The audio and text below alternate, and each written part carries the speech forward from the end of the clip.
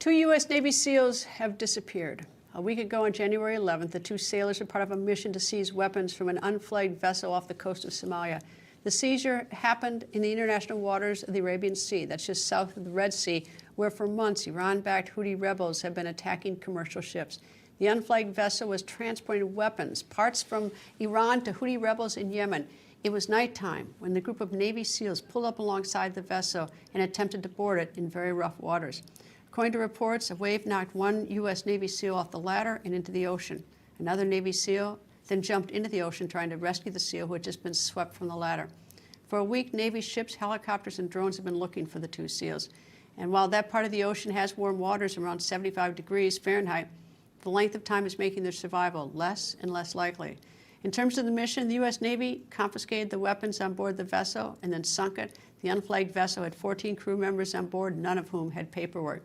The commander of the U.S. Central Command, General Michael Eric Kurilla, said, quote, "It is clear that Iran continues shipment of advanced lethal aid to the Houthis. This is yet another example of how Iran actively sows instability throughout the region in direct violation of UN Security Resolution 2216 and international law," end of quote. Republican Montana Congressman and former U.S. Secretary of the Interior and retired commander for the U.S. Navy SEALs, Ryan Zinke, joins me. Nice to see you, sir. Good to be here. I'm sorry it's under these circumstances. Yeah, you know, it's tough for all of us, you know, whenever we lose anyone in the military. Navy SEALs, I mean, they're special. I mean, and the idea that, I mean, it's so predictable that one would jump in to try to save the other. Well, in its protocol, and Greta, this is a very difficult mission. At sea, shipboarding, boats, you have the ship itself up and down, you have your smaller vessel up and down, you have a ladder at night. It's one of the most difficult military operations. And occasionally the military operations are not successful. In this case, it costs the lives of SEALs, which brings to two things. You know, one is it's clear that Iran is supporting the Houthis, as well as they're supporting Hamas, as well as they're supporting Hezbollah. So Iran is the problem.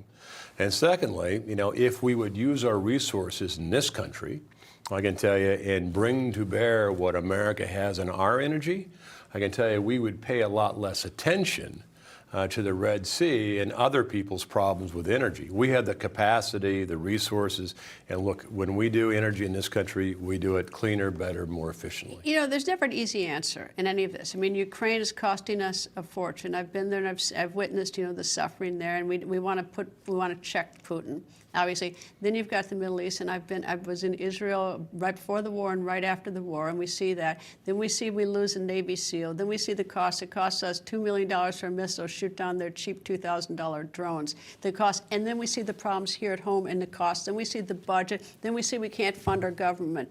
I mean, it's just not that easy. No, it's not. And on foreign shores, you know, it's serious. We face Ukraine, $160 billion in, and what's the plan? And where does it end? Then we have, of course, Israel on fire. We shift focus to the Pacific, where we're out of position. You now have a very pro-democracy Taiwan in conflict with China, and you have Venezuela.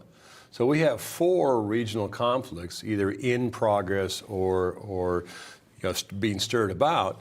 The U.S. is only configured for one major regional conflict at one time and holding the other. And we know it, and they know it. So on foreign shores, we're in deep water, in trouble. Domestically, we have no border, and Americans feel this. You know, Ukraine is on the TV. The SEALs in the Red Sea is on the TV, but everyone sees the border. You see it in Washington, D.C., you see it in Billings, Montana, and Kalispell, you see it across the country. America's in trouble, and Americans know it. And I mean, if you walk down the street, I mean, here in Washington, D.C., and see the suffering. I mean, of course, not to mention the crime here. I mean, the country really does have a lot of problems. I mean, people getting carjacked in this city in broad daylight, and this is the nation's capital. So, and I would say the priority is inside out. Priority, we have to fix our border.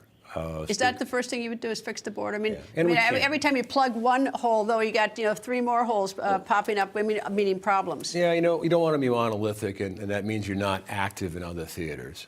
Shoring up our military overseas, we need to pass the bills. We need to give the military flexibility to buy new equipment. But it's so expensive. I mean, we spend a fortune. I'm not sure how much we actually monitor where the money goes. I mean, I think, you know, I think Americans are generous, want to work hard, but you hear billions of dollars going out, and then you hear, you know, how's it spent? Well, in the case of the military, all right, I'm pro-military, but I'm you're right. pro-military, but I'm not pro-waste and ready to but blank we check. have 800,000 DOD employees in the military. That's not uniform. That's out of uniform.